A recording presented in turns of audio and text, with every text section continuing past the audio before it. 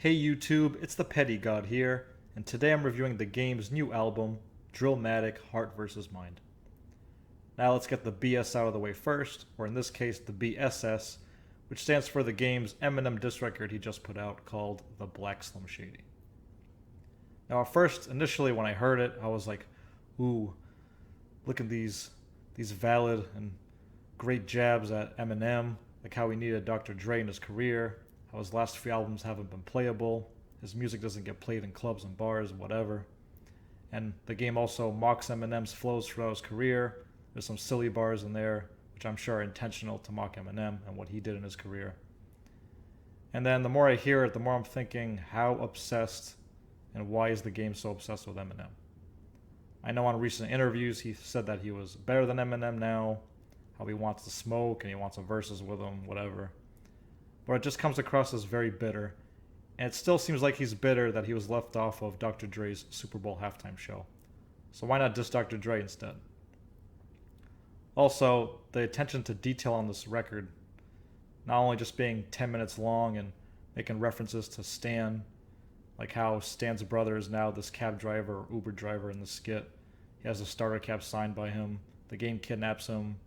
The game also mentions, songs like Cleaning Out My Closet, mentions Eminem's daughter Haley, 50 Cent, D12, Royce da 5'9".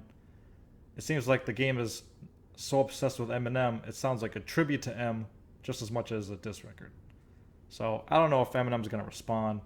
I don't think he should, but I feel like someone in this camp might, like someone in D12, 50 Cent, Dr. Dre, whoever. The game name drops so many people, which he does in his album. And speaking of length, the album is also very lengthy. It goes 30 songs, 2 hours long, and it's tough for an artist to keep their listeners engaged for about 2 hours. The production throughout is pretty solid. It's mostly done by collaborator Hit Boy, and also there's beats provided by Timbaland, Big Duke, and others.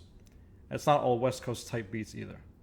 And the best moments production-wise are the ones where the beats have these throwback 90s flip samples, like on La La Land, Change the Game, and Chrome Slugs and Harmony.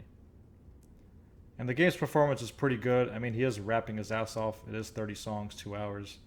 There are many features on here, but most of them don't really stick out, other than maybe the verses from 2 Chainz, Lil Wayne, and Rick Ross.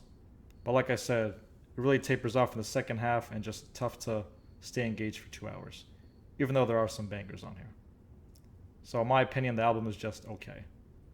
My favorite songs are Home Invasion, La La Land, and Chrome Slugs and Harmony.